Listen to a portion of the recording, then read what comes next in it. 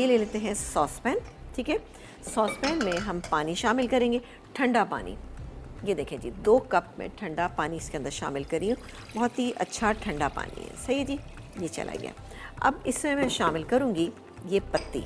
ठीक है ना, पत्ती यहाँ पर मेरे पास मौजूद है और ये तकरीबन हम डालेंगे इसमें 2 टीस्पून से थोड़ी सी ज़्यादा। ठीक है ना, 2 टेबल स्पून के करीब में डालूँ क्योंकि 4 कप हम बनाएंगे।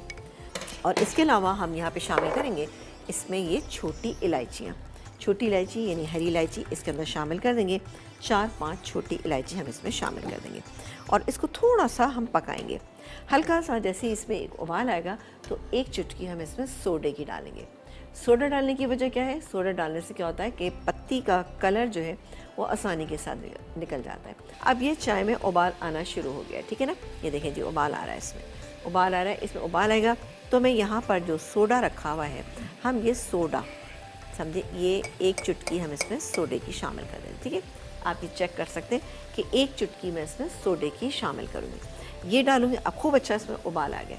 अब मैं इसमें डाल देती हूँ। ठीक है, और अब इसको हम पकने देते हैं खूब अच्छी तरह से। जब ये पकता रहेगा उसके बाद आप देखिएगा इसका बेहतरीन सा इसका कलर निकल कर आ जाएगा। ठीक है जी, ये तो हो गया, बहुत ही अच्छा सा माशाल्लाह इसका कलर आ गया। चलें जी, ये हो गया। अब मैं इसको छान रही हूँ। बिस्मिल्लाह करके हम इसको छान लेते हैं।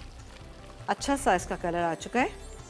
इसमें अब मैं डालने जा रही हूँ ये चीनी मेरे पास रखी हुई है, 2 टेबल स्पून के करीब चीनी है। और अब हम बिस्मिल्लाह करके इसमें दूध शामिल करेंगे।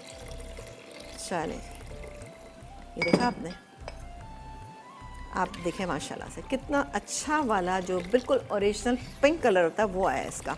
ये नहीं कि बहुत डार्क वाला या फिर ये कि बहुत ही रेडिश आया है। ये चला गया इसमें सारा दूध। ठीक है, ये 2 कप हमारे पास दूध था।